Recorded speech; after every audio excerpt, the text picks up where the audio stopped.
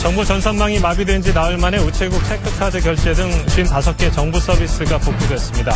피해를 입은 나머지 600여 개의 서비스가 완전히 복구되기까지는 2주 넘게 더 걸릴 전망이어서 민원 대란이 우려됩니다.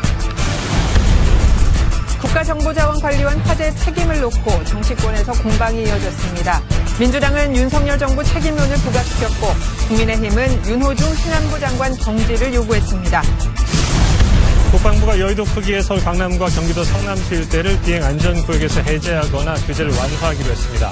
이렇게 되면 재건축이나 재개발을 할 때 건축물 고도 제한이 완화돼 고밀도 개발이 가능해집니다.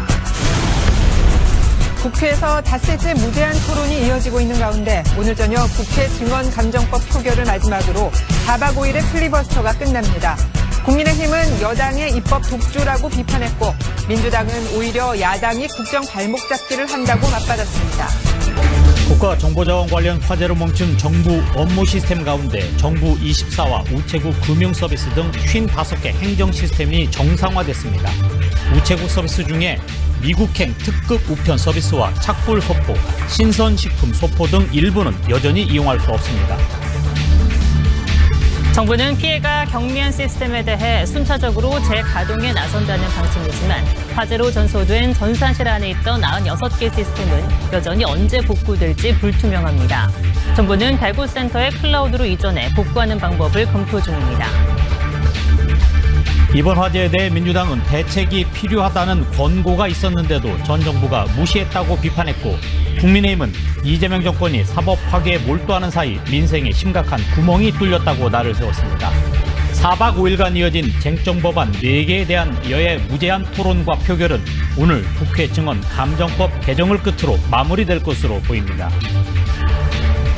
예년보다 긴 이번 추석 연휴엔 지난해보다 8%가량 증가한 3,200여만 명의 민족 대이동이 있을 것으로 예상됩니다. 고향 가는 길은 추석 하루 전인 10월 5일이 가장 혼잡하고 귀경길은 추석 당일인 10월 6일 가장 붐빌 것으로 보입니다. 윤석열 전 대통령이 오늘 열린 자신의 내란 혐의 재판에 건강 상태를 이유로 또다시 불출석했습니다. 지난주 출석한 보석 신문 결과는 아직 나오지 않았는데요. 법원이 내일 열리는 한덕수 전 국무총리의 내란 우두머리 방조 혐의 등에 대한 첫 재판을 중계하기로 했습니다. 서울중앙지법 형사합의 33부는 오늘 한 전 총리 재판에 대한 내란 특검의 재판 중계 신청을 허가했다고 밝혔습니다.